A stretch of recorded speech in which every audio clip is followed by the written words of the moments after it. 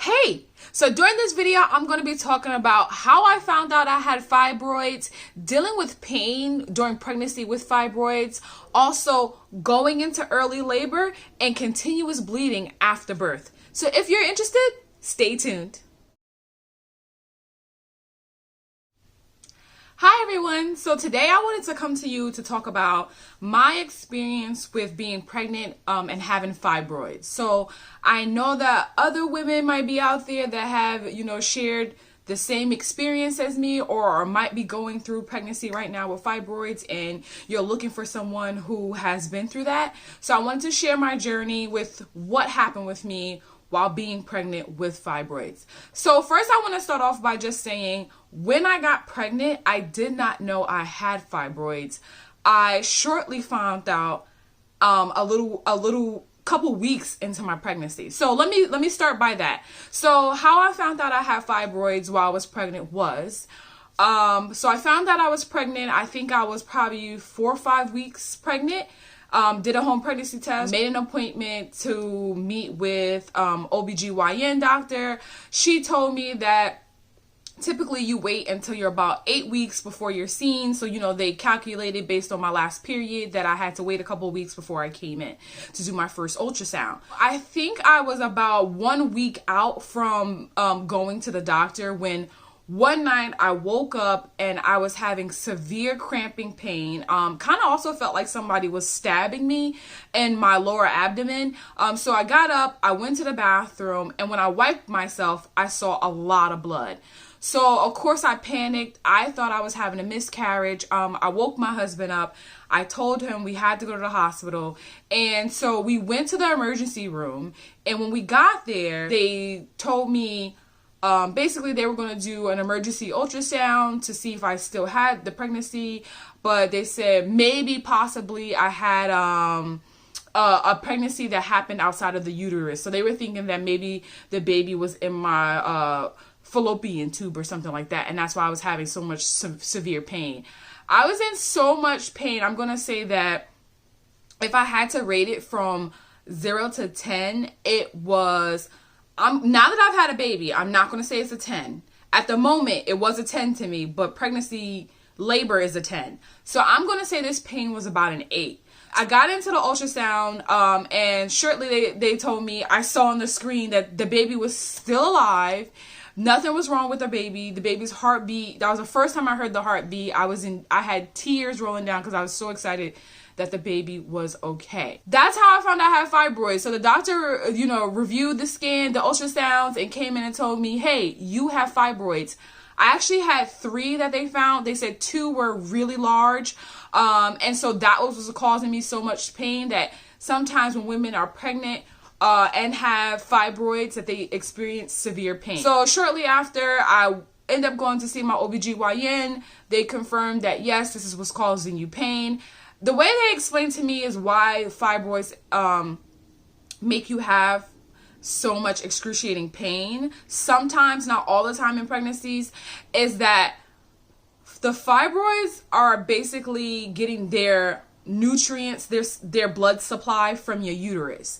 And so when you get pregnant, what happens is that blood supply diverts to the baby. So now the baby's getting all that blood that was going to the fibroids. So essentially, the doctor put it into me that the fibroids are slowly dying.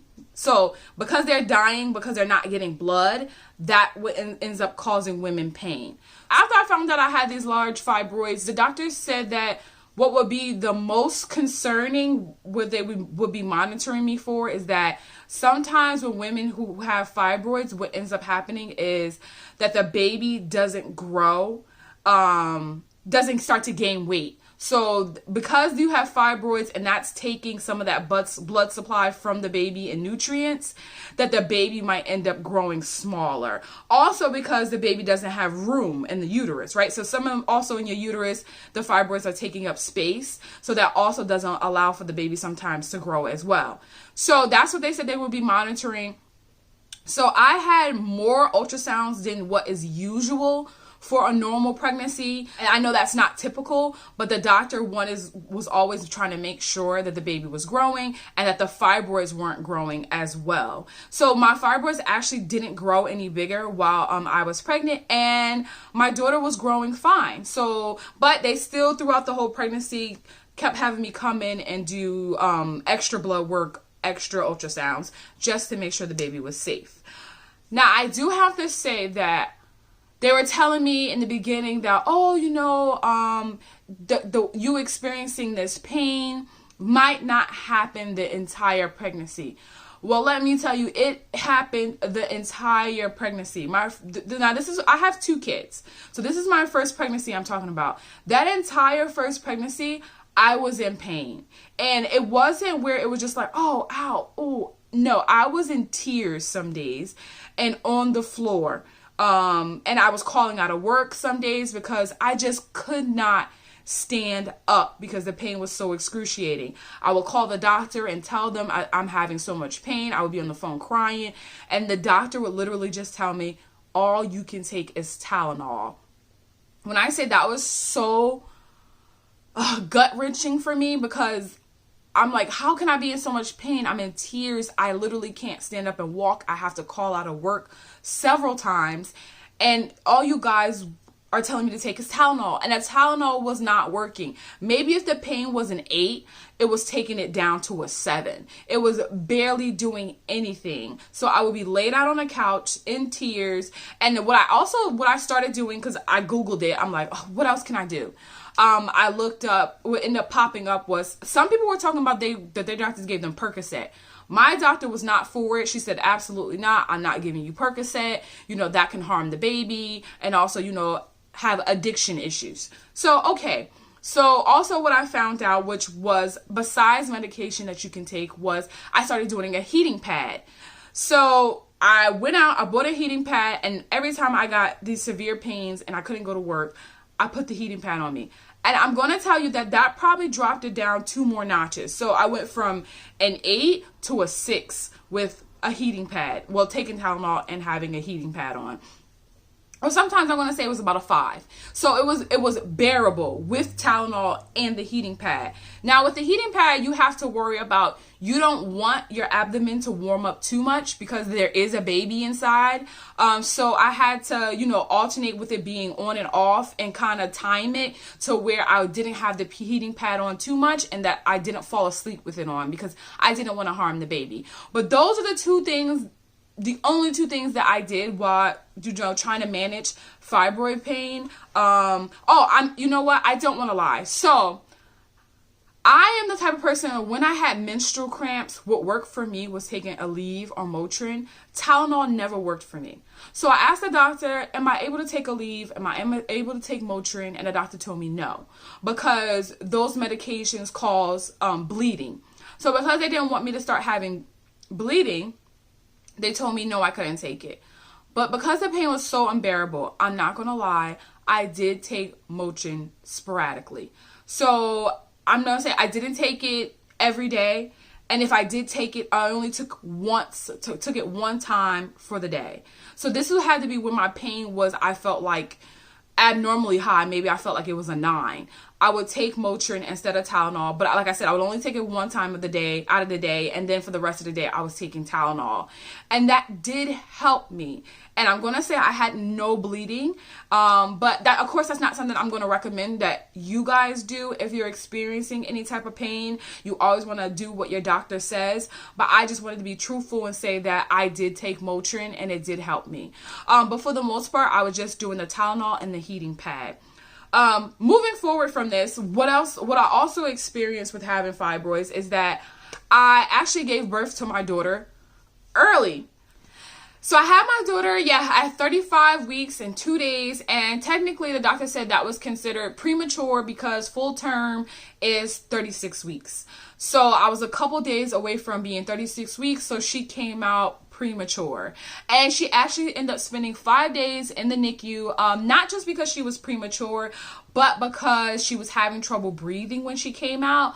So that, affected my experience with being a first-time mom greatly, because I didn't have my baby with me in the room with me. She was taken away from me basically almost immediately after I had her, and she spent 5 days in a NICU where they even put down a feeding tube into her nose because they said she was breathing so rapidly that it wasn't safe for her to feed. I was really sad about that. So I ended up being discharged from the hospital before she even could come home. So it was 2 days, while I was home before she was even able to be discharged and come home with me. But moving on from that, the doctor told me the reason why I might have went into labor early is because of the fibroids. That sometimes women who have fibroids give birth early, and that's because maybe she didn't have enough room to continue to grow, so my body basically went into labor.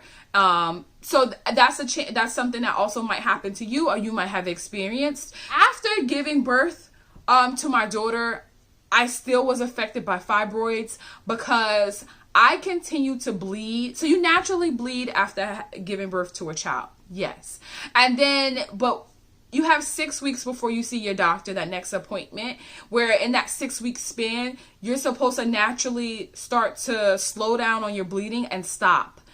Now, when I went in for my 6 weeks follow-up, I was still heavily bleeding. Doctor told me, oh, that's normal. Don't worry about it. We're not going to give you anything. Your body will naturally stop bleeding. Well, I bled for 12 weeks. Yes, 12 weeks I was bleeding. And I got to the point where I was like, I can't take this anymore. Like, this can't be normal. I'm not going to continue to bleed.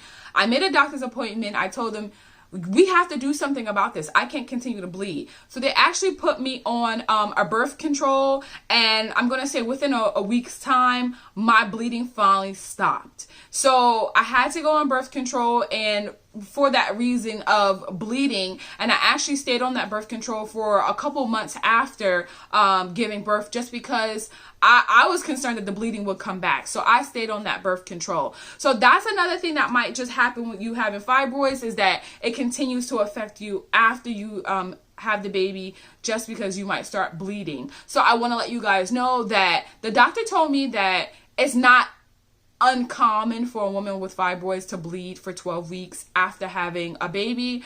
But just for me personally, it wasn't comfortable. So I ended up taking birth control.